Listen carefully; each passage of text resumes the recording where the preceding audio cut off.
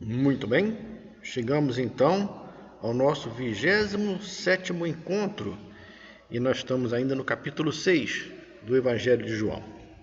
Então João no capítulo 6, ele nos levou até as colinas de Golã. Aí nós vimos Jesus lá nos montes, ao norte do Mar da Galileia, onde o Senhor curava, onde o Senhor multiplicou o pão, multiplicou o peixe. João também no capítulo 6 nos fez atravessar o Mar da Galileia, saindo lá dos montes, em direção a Cafarnaum. Me mostrou a tempestade que se formou, o caminhar sobrenatural de Jesus sobre as águas, a autoridade de Jesus sobre o mar, sobre o vento. Nos trouxe de volta até Cafarnaum, onde Jesus teve um embate, uma discussão com a multidão que o seguia desde lá do monte, desde lá das colinas de Golã. Aí mostrou uma discussão que Jesus teve com aquela multidão. Foi difícil para aqueles homens, certamente foi muito difícil para eles, entenderem o que Jesus queria dizer, o que Jesus quis dizer, principalmente quando Jesus se declara o pão que desceu dos céus. O pão que desceu dos céus. Sabe por quê? Porque para nós, homens aqui do século 21, para nós é fácil entender. É perfeitamente perceptível o que Jesus quis dizer quando ele se declarou pão que desceu dos céus. Mas imagina para eles, o que significaria para aqueles homens essa expressão, eu sou o pão que desceu dos céus. Então agora, João vai nos relatar um embate que Jesus teve com os judeus, que murmuravam a respeito de seus ensinos. E esse embate aconteceu dentro de uma sinagoga, lá em Cafarnaum. Então, na sinagoga, que é o lugar onde se reuniam para estudar a Escritura, eles agora vão ter um embate com Jesus dentro da sinagoga a respeito daquilo que Jesus estava ensinando. Os ensinos de Jesus será considerado duro demais para os seus ouvintes. Eles vão achar muito duro as palavras de Jesus a partir de agora. E muitos aqui vão até se escandalizar de Jesus. E o que é pior, muitos vão abandonar Jesus. Então, esse é o cenário que João vai nos mostrar a partir do versículo 41 do capítulo 6.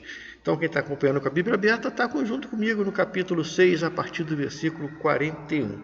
Começa assim: murmuravam, pois, deles os judeus, porque dissera, eu sou o pão que desceu dos céus. Então, havia aqui uma reação, uma murmuração. Eles estavam reagindo contra essa afirmação de Jesus.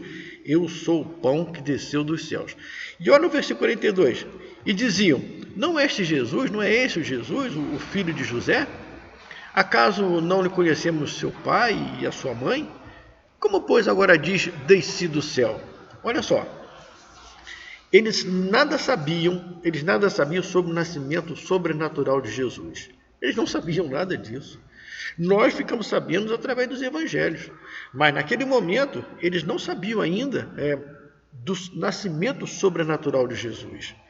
Eles nada sabiam do anjo que apareceu a Maria, depois apareceu a José. Eles não sabiam dos pastores que foram até a manjedoura no dia que Jesus nasceu.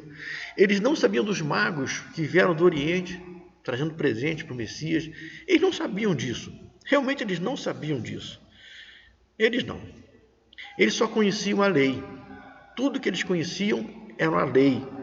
A lei que Moisés escreveu e a lei que os fariseus, os escribas, os rabis, ainda dissecaram aquela lei e transformaram ela em mais de 600 restrições.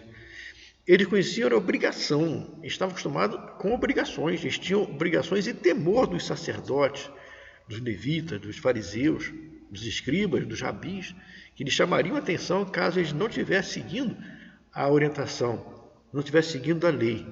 Eles foram doutrinados para esperar o Messias. Eles estavam ali prontos para a chegada do Messias, mas não era o Messias, filho de José e Maria.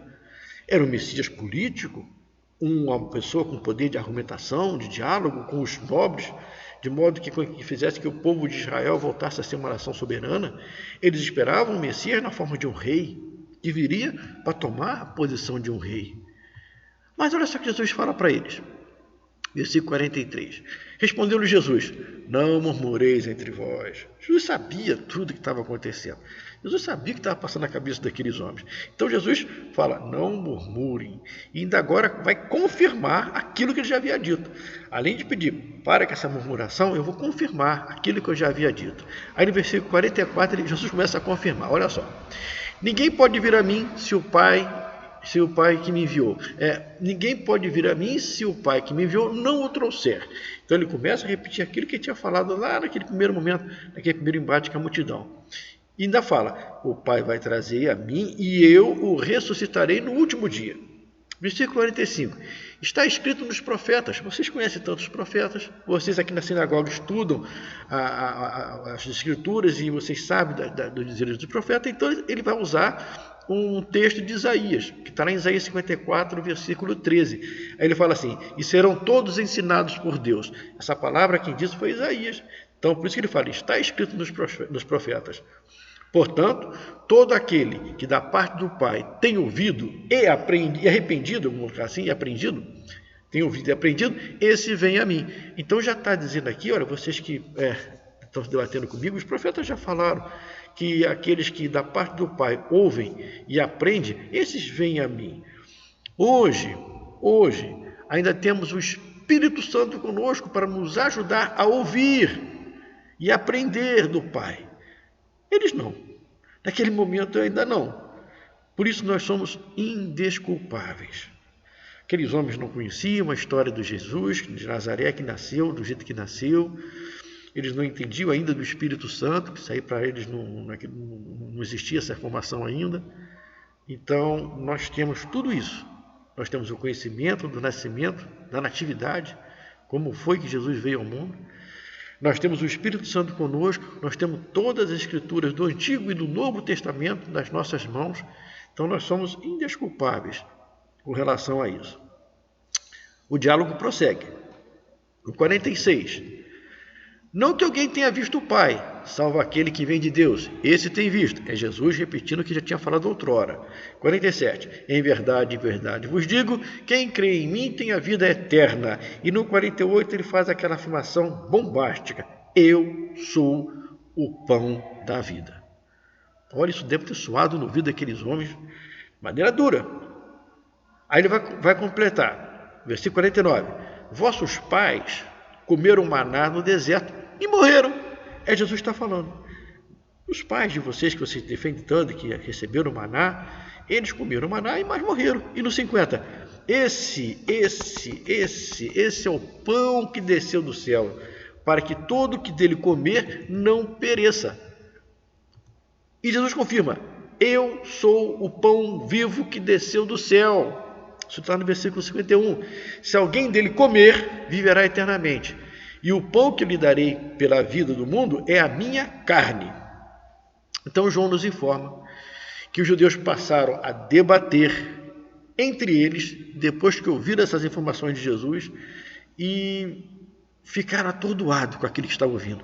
E João então vai começar a falar para a gente que eles ouviram essas palavras e começaram agora, entre eles, o que você entendeu? O que você acha? O que você está acreditando? Esse cara é um louco? Esse cara é o Messias? Quem é esse cara? Ele é o filho de Maria e José, ao mesmo tempo diz que é filho de Deus. Ele fala que ele é o pão do céu. Ele fala que tem que comer da carne dele, tem que beber do sangue dele. Você está entendendo o que ele está falando? Então eles começaram a conversar entre eles, porque eles estavam entendendo tudo literalmente. Eles estavam ouvindo as palavras de Jesus e entendendo tudo literalmente, e não espiritualmente. Olha o versículo 52. Como é que começa? Disputavam, pois, os judeus entre si. Discutiam entre eles, dizendo, como pode esse dar-nos a comer a sua própria carne? Olha o grau de perplexidade deles. Então eles começam a falar, como é que pode ele falar que vai dar de comer a sua própria carne? Então na cabeça deles, isso soa assim como um tipo de canibalismo, né? Comer da carne. Então, para eles ali que estavam entendendo tudo literalmente, estavam entendendo que seria um processo de canibalismo que estaria sendo explicado ali. Aí no 53, Jesus vai responder. Aí Jesus fala, em verdade vos digo, se não comerdes a carne do Filho do homem, e não beberdes o seu sangue, não tendes vida em vós mesmo. Aí Jesus agora fala, vocês já estão brigando aí? Olha só, se não comer da carne do Filho do Homem, não beber do sangue, não tem a vida em si mesmo. 54.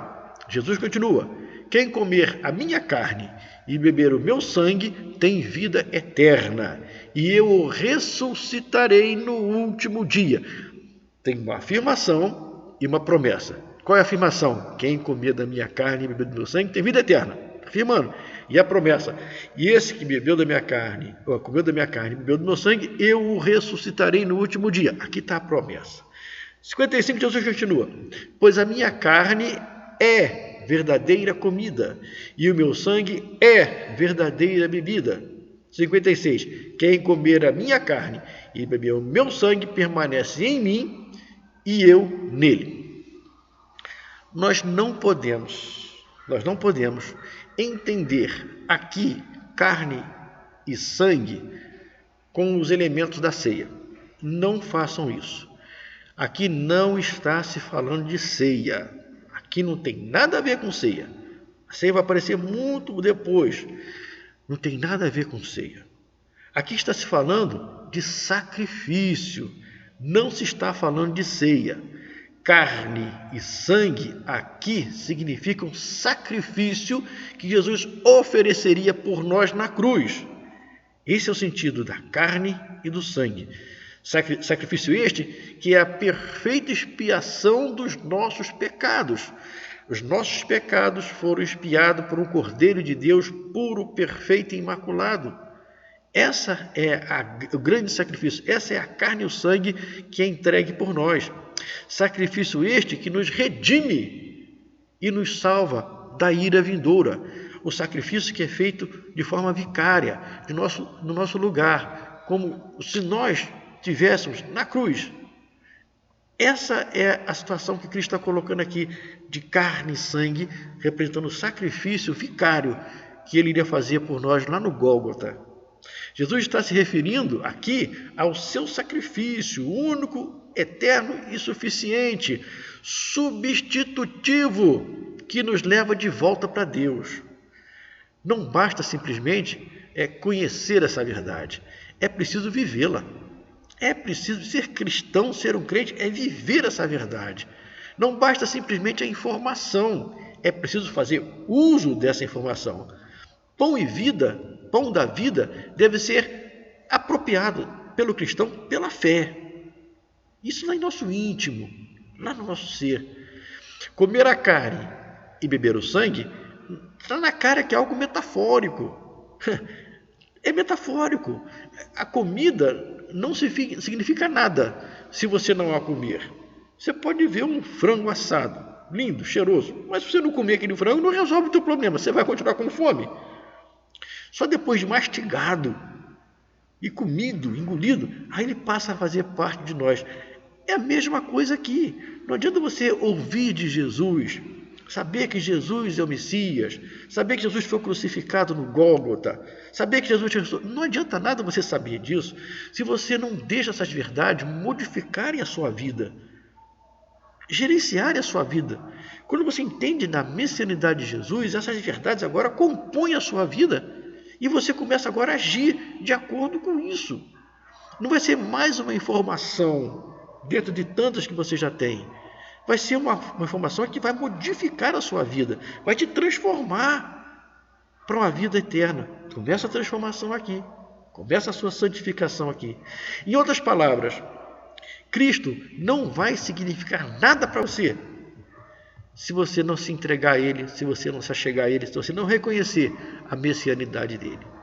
Porque Jesus fala, muito bonito, Ele fala assim: eis que eu estou à porta e bato. Jesus não arromba. Jesus não invade, ele está batendo a porta. Que porta? Do nosso ser, da nossa alma, do nosso espírito, do nosso coração, como você quer entender. Ele está próximo, falando assim: deixa eu fazer parte da sua vida, deixa eu fazer com que a sua vida seja transformada a partir de agora. Aí se você não abrir a porta, Jesus não pode entrar. Jesus não é violento, ele é humilde e manso. Ele está batendo e pedindo: posso fazer parte da sua vida?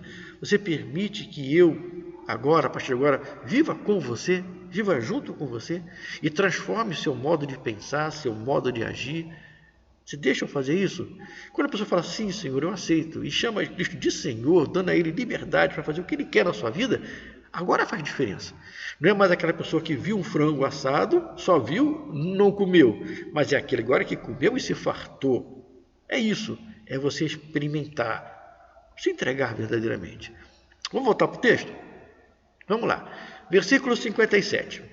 Assim como o Pai vive, assim como o Pai que vive me enviou, e igualmente eu vivo pelo Pai, também quem se alimenta por mim viverá. Olha Jesus falando. Ele está falando, quem se alimenta por mim viverá. Esse é o pão que desceu dos céus, em nada semelhante àquele que os vossos pais comeram. Comeram e contudo morreram. Quem comer esse pão viverá eternamente. Aqui está a diferença entre a antiga e a nova aliança, entre o maná e o pão que desceu dos céus. Quem comeu o maná está morto, mas quem come a Cristo, vamos dizer assim, a carne e o sangue de Cristo, entendendo que esse comer você é entender o sacrifício dele por você, você aceitar o sacrifício dele por você, passa da morte para a vida eterna. É isso que é comer o pão da vida e entrar na eternidade. 59. Essas coisas disse Jesus quando ensinava na sinagoga de Cafarnaum. Então João confirma que ele estava lá na sinagoga em Cafarnaum quando falou essas verdades que balançou as pessoas ficaram meio atordoadas com isso aqui. Eles estavam querendo um Messias que ficasse à disposição deles 24 horas por dia para curar as feridas, para sarar as doenças, para limpar da lepra, para expulsar os demônios, para fornecer pão e peixe. Eles queriam um Messias assim, mas quando Jesus abre o diálogo com eles, gente, olha só, me seguir não é só ficar vendo os milagres que estou fazendo, ou então só ficar vendo os exorcismos que eu estou fazendo, é você se apoderar das minhas verdades e viver como eu estou ensinando. Olha só, no versículo 60, olha o que vai acontecer aqui. Muitos de seus discípulos, não apóstolos. Esses discípulos aqui é que eles estavam lá na colina de Golã, que viram Jesus curando, expulsando demônios, multiplicando pão, multiplicando peixe. Esses discípulos, tendo ouvido tais palavras, disseram, duro esse discurso, quem pode ouvir? Aí olha só, 61. Mas Jesus, sabendo por si mesmo que eles murmuravam a respeito das suas palavras, interpelou-os, dizendo, isso vos escandaliza? Vocês estão escandalizados com isso que eu estou dizendo? Será que, pois, se virdes o Filho do Homem subir para o lugar onde primeiro desceu, onde estava, não vai escandalizar muito mais? Vocês estão escandalizados dessas coisas que eu estou falando? Espera quando vocês estiverem vendo. Em outras palavras, se as minhas palavras te escandalizam, vocês vão se escandalizar muito mais quando vê o Filho crucificado, o Filho sepultado, o Filho ressuscitado e o Filho voltando para o Pai. Agora você vai escandalizar. Quando isso acontecer, aí vocês vão cair em si. Aí vocês vão entender do que eu estou falando aqui. 63. O Espírito é que vivifica. A carne para nada aproveita. As palavras que eu vos tenho dito são espírito e vida. Então Jesus está falando, as palavras que eu estou dizendo para vocês, essas palavras que dão vida e vida eterna. 64. Contudo, há descrentes entre vós. Palavra de Jesus. Vocês viram tudo que eu fiz, vocês ouviram tudo que eu falei, vocês ainda não entenderam, e o que é pior, há descrentes. Há pessoas que não querem e não vão querer acreditar nisso aqui. Ele continua no versículo 64. Pois Jesus sabia, desde o princípio, quais eram os que não criam e os que havia de o trair. Então ele coloca aqui no plural, quais eram os que não criam, e no singular, e quem o havia de trair. Uma grande quantidade de pessoas não iam crer, não iam aceitar Jesus, e um iria traí-lo. Então ele colocou bem claro aqui no versículo 64, já dando uma dica. No 65 ele prossegue, e prosseguiu. Por causa disso é que vos tenho dito, ninguém poderá vir a mim se pelo Pai não lhe for concedido. Essa é a palavra de Jesus. O Pai já fez o que ele podia fazer de maior por nós. Ele deu seu Filho ao mundo. E ele declara em João mesmo, declara, porque Deus amou o mundo de tal maneira.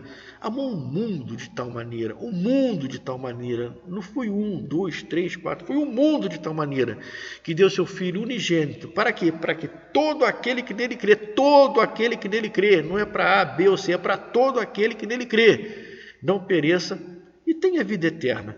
Então, está dizendo aqui, à vista disso, muitos dos seus discípulos o abandonaram e já não andavam com ele. Aí Jesus vai falar, está vendo? Que a coisa maior do que a prova de amor que meu Pai está dando para vocês, mas vocês estão ainda incrédulos, e o que é pior, muitos dos seus discípulos o abandonaram e já não andavam mais com ele. Por que abandonaram Jesus?